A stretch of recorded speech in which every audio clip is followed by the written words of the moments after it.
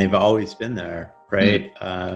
Since the day I started at work, you're given responsibilities and you have to deal with them. And I've always felt like somebody else could do it better than I could do it, or I didn't quite know what I was doing. And even when people would congratulate you or be like, oh, that was an awesome thing or awesome decision, but it's sort of like I would be hiding on the inside going like, I don't know if I deserve that, right? Like it was really luck and it wasn't me, or I didn't feel like it was me, or I didn't feel like the ratio of me to luck was like sufficient enough that I could just be happy in that sort of victory.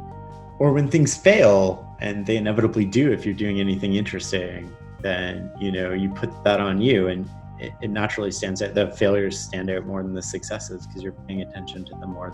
You feel it more. I don't think we have to eliminate this thing. I think it's I think it can be healthy. And I think it can drive you to be better and constantly improving. Because I've seen people where they don't feel at all like the imposter syndrome, and it leads to overconfidence and arrogance in a lot of cases, and it leads to people taking risks that they shouldn't take, or unwarranted risks, where they're not correctly seeing things or their own ability. And I think that if you feel a little bit, and again, there's healthy and unhealthy levels, but if you feel it a little bit, you're always working harder, you're always working to improve. But if it paralyzes you, I think that's a problem. I mean, we're in a very unique business, right? Like my failures become very public.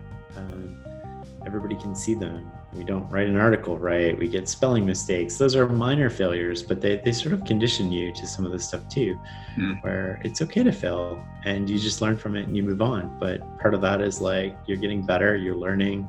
But yeah, like when I do speaking engagements, I'm like, there's a moment where I'm on stage and I'm looking out at like 200 people going like, these people are all here to listen to me. Like, who am I to talk to these people? Like these people all run successful businesses. They have these amazing lives and they're here to listen to me. And I feel really weird about that, but I don't think it's unnatural. And I don't think it's something that needs to be fixed. It's just something you can acknowledge and sort of, okay, well, it's too late to do anything about it, so you might as well go out there and like share what you know and see what happens. And in every case, it's always positive feedback, but there's always that little bit of doubt in my head that somebody's gonna ask something and I just have a really terrible answer, or I'm gonna give somebody advice that leads to, you know, a failed merger, or